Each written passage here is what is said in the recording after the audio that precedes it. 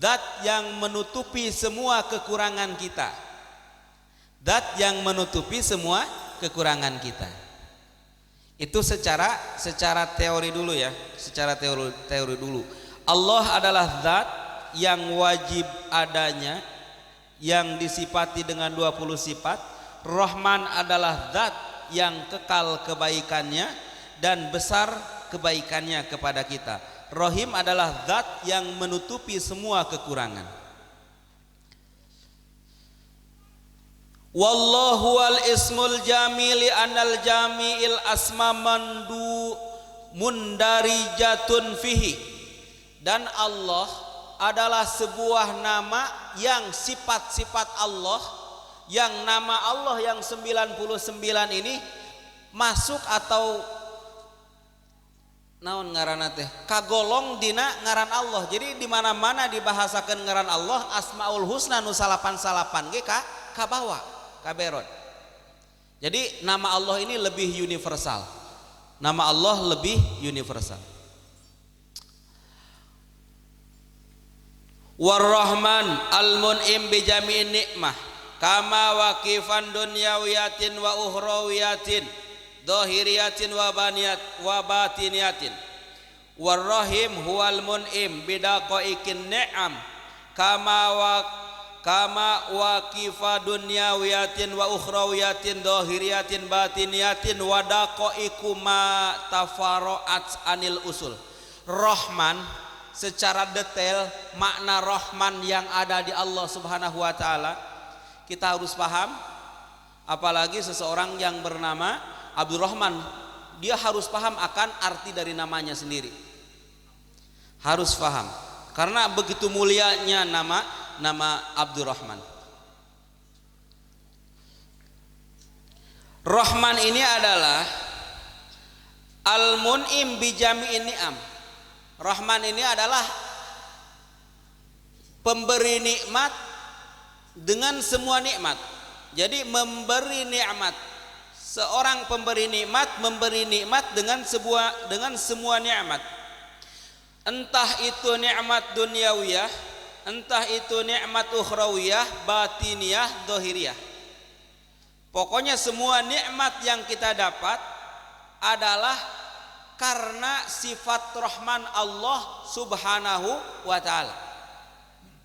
Makanya sifat Rahman ini lebih umum daripada sifat Rahim. Kenapa?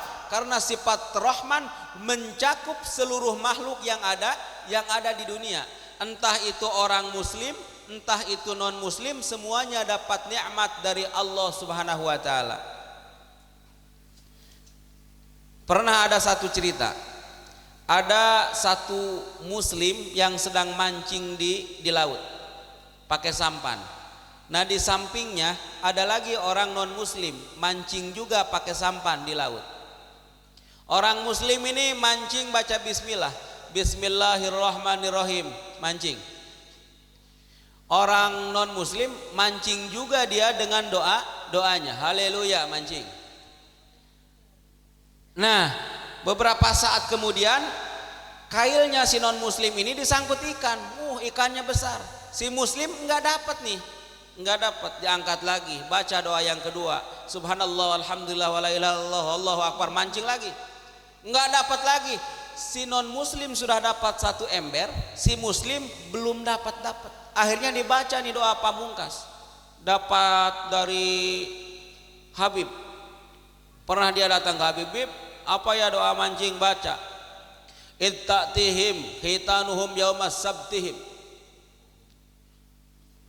Ya pokoknya doa yang itu Bib, lupa deh tadi keur mancing.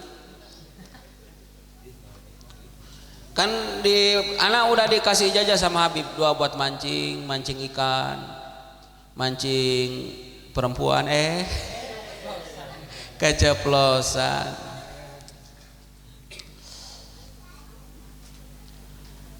Sampai akhirnya si non muslim dapat satu ember full, si muslim ini dapat satu nih, ikannya kecil, nggak apa-apa deh, digoreng pakai pilma jadi gede. Dapat kecil nih, pas mau ditangkap di kailnya itu jatuh, sampai jatuh lagi. Ini diaras, malaikat ini protes. Wahai Allah, wahai Tuhanku, apakah engkau tidak melihat hambamu yang terus berdoa kepadamu, memohon nikmatmu agar dapat hasil dari mancingnya, tapi dia tidak dapat satu ekor ikan pun, bahkan satu pun yang dia pegang jatuh lagi ke laut. Lalu kenapa orang non muslim dengan sesembahan selain engkau, dengan doa selain kepadamu, dia dapat ikan satu ember full? Lalu Allah Subhanahu wa taala menunjukkan kepada malaikat, wahai malaikat, lihatlah, ternyata Allah menunjukkan ganjaran si mukmin yang tengah mancing ini.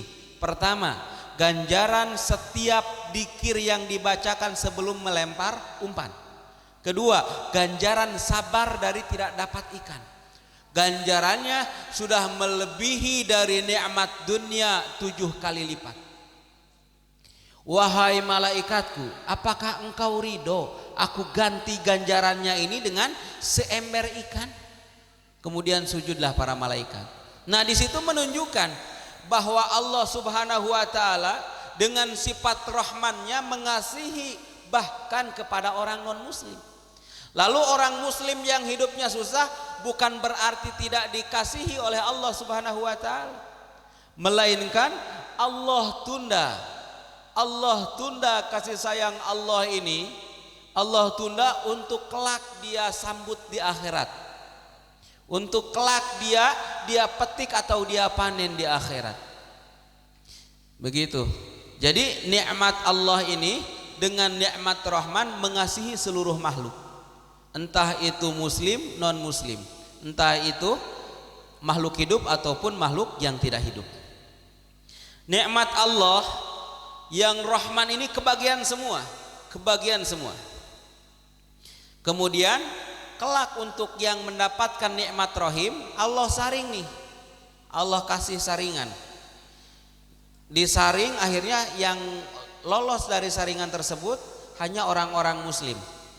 Orang muslim disaring lagi nih, disaring lagi. Yang gak lolos dilempar ke neraka ya. Orang muslim disaring lagi, yang suka, yang taat, yang gak taat, seret, yang gak lolos lempar lagi ke neraka. Yang taat disaring lagi nih, disaring lagi.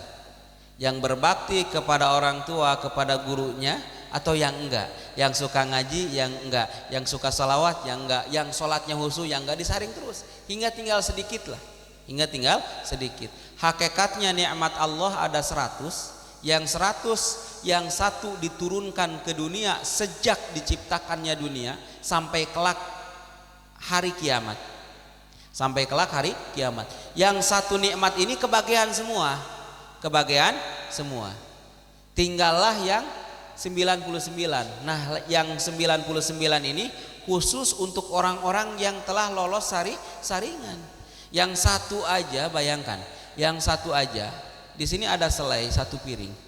Yang satu piring kita ambil satu, yang satu kita bagikan ke semua, dipotong-potong kebagian semua.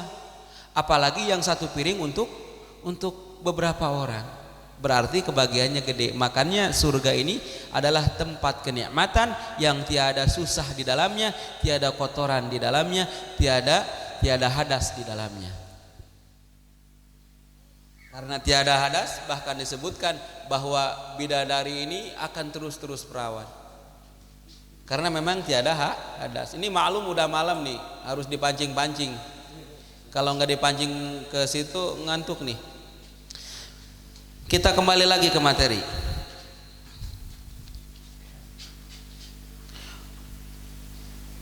Nah, sifat rahim yang Allah berikan di dunia kepada kita adalah dengan menumbuhkannya iman-iman di dalam hati kita, wal ilmu wal ma'rifah wat taufik wal afiyah was sam'u wal basar. Sifat rahim yang Allah berikan di dunia, sedikit sifat rahim yang Allah turunkan di dunia kepada kita, itu pun hanya diberikan ke orang-orang mukmin, ke orang-orang muslim. Jadi sifat rahman, kebaikan Allah universal, sifat rahim hanya untuk muslim. Diberikan ke muslim di dunia adalah dengan menambah rahmat atau menambah keimanan di dalam hati. Apabila hati kita diberi keimanan oleh Allah Subhanahu wa taala, maka itu adalah bagian dari nikmat sifat rahim Allah Subhanahu wa taala kepada kita.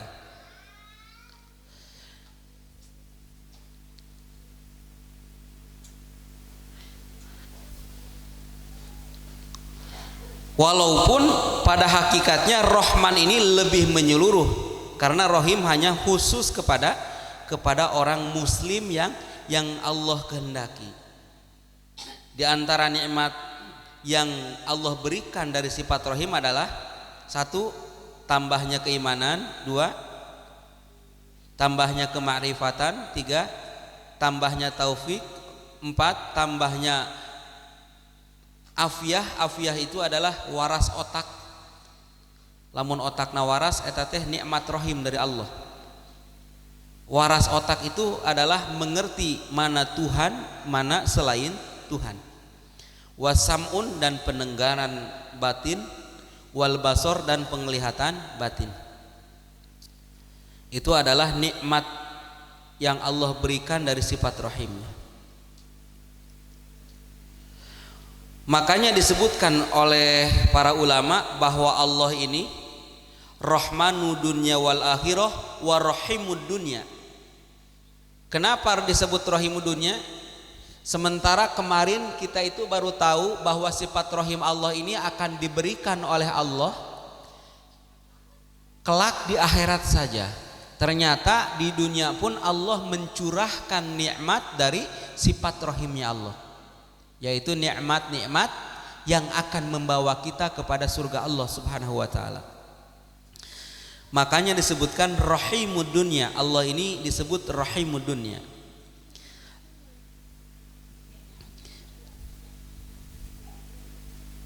Li'anna ni'am al-ukhrawiyah kuliha jasamun wa amma dunyawiyah fajalilatun wa hakiratun, qalal Baidawi. Wa ni'mallah ta'ala in kanat la tuhsa tanhasiru fi jinsain. Kata Imam Baidawi, walaupun nikmat Allah ini tidak bisa dihitung, walaupun nikmat Allah ini tidak bisa dihitung, maka secara garis besar nikmat Allah ini terbagi kepada dua jenis. Nikmat Allah ini terbagi kepada dua jenis. Yang pertama kasbiyin, yang kedua wahbiyin. Atau yang pertama kasabiyun, yang kedua wahabiyun. Maksud dari kasbiyun adalah rezeki atau nikmat yang Allah berikan kepada kita dan kita peroleh dengan usaha kita. Itu adalah nikmat kasbiyun atau kasabiyun. Lalu nikmat yang Allah berikan kepada kita tanpa kita usahakan, itu disebut dengan nikmat wahabiyun. Nikmat wahabiyun ini terbagi kepada dua bagian. Kita ulangi lagi, nikmat Allah ini terbagi dua bagian secara garis besar. Yang pertama kasabiyun, nikmat yang kita peroleh dengan usaha kita. Pada hakikatnya Allah yang menganugerahkan, tapi harus melalui usaha kita. Yang kedua nikmat wahabiyun, adalah nikmat yang Allah berikan tanpa melalui proses usaha kita. Yang wahabiyun ini terbagi menjadi dua bagian. Yang pertama ruhaniyun, yang kedua jismaniyun. Nikmat wahabiyun juga terbagi dua, yang pertama ruhaniyun, yang kedua jismaniyun. Yang ruhaniyun bisa dilihat di kitabnya. Dari falhamdulillahi 1, 2, 3, 4, 5. 5 jajar di atas, dari ke atas, 5 jajar ke atas. 5 jajar ke atas dari falhamdulillahi. Falhamdulillahi 5 jajar ke atas. 1, 2, 3, 4, 5. Nikmat Wahabiyun yang Allah berikan secara ruhaniun, yang pertama adalah kanafhir ruh fil abdi, adalah ditiupkannya ruh ditiupkannya ruh di dalam rahim kepada manusia. Itu adalah nikmat yang Allah berikan tanpa melalui usaha kita. Tidak ada janin yang menjerit-jerit kepada Allah, wahai Allah berikanlah ruh kepada kami. Bagaimana dia menjerit, bahkan ruhnya pun belum ada. Makanya disebut nikmat wahabiyun secara ruhaniun. Si Aldi ketika di dalam rahim ibunya, apabila Allah Subhanahu wa taala tidak meniupkan ruh, tidak akan keluar sekarang. Tidak akan segede gini sekarang. Itu adalah nikmat dari Allah tanpa diminta. Yang pertama. Yang kedua, contoh dari ruhaniun, israquhu bil akli, dicemerlangkannya seorang hamba itu dengan diberi akal. Tidak ada manusia yang merengek-rengek sama Allah minta diberi akal, tidak ada. Tapi secara otomatis Allah beri dengan sifat rahim Allah dari bagian nikmat yang wahabiyunnya dari ruhaniun. Ini perlu otaknya, perlu pakai daok nih, ngajinya pakai daok, pakai otak nih, jangan ngelantur. Soalnya ini penting. Kenapa penting? Ternyata kalau anak tanya, kapan sih kita mensyukuri bahwa kita ini punya nyawa?